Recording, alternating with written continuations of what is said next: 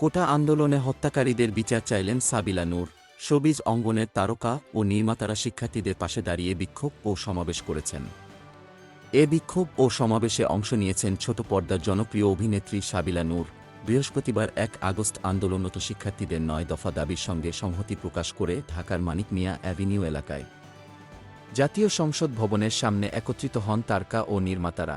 বৃষ্টি উপেক্ষা করে বেলা ১১টায় বৃহত্তর চলচ্চিত্র, আলোকচিত্র, থিয়েটার, গণমাধ্যমসহ দৃশ্যমাধ্যমের নানা শাখার কর্মীরা দৃশ্যমাধ্যম শিল্পী সমাজ ব্যানারে প্রতিবাদে নামেন।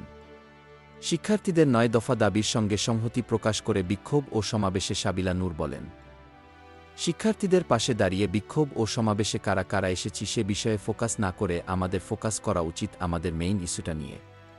কোটা আন্দোলনে যারা মিথ্যা মামলায় গ্রেফতার হয়েছে আমরা তাদের মুক্তি চাই এবং যারা এ আন্দোলনে হত্যার শিকার হয়েছে সেসব হত্যার বিচার চাই। এ সময় সাবিলা নূরকে প্রশ্ন করা হয়, তারকাদের এ বিক্ষোভ ও সমাবেশ করার ক্ষেত্রে কোনো বাধার সম্মুখীন হতে হয়েছিল কিনা। উত্তরে অভিনেত্রী বলেন, না, এমন কোনো কিছু ফেস করতে হয়নি।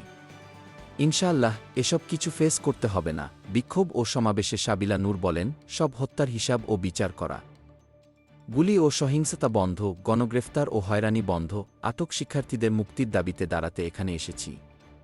অবিলম্বে হত্যাকাণ্ডের বিচার ও হত্যা, সহিংসতা, গণগ্রেফতার, হয়রানি বন্ধ করতে হবে।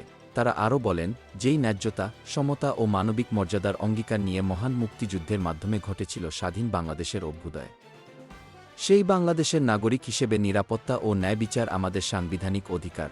Aryan Ahmed Oli, desk report, BE news, Dhaka.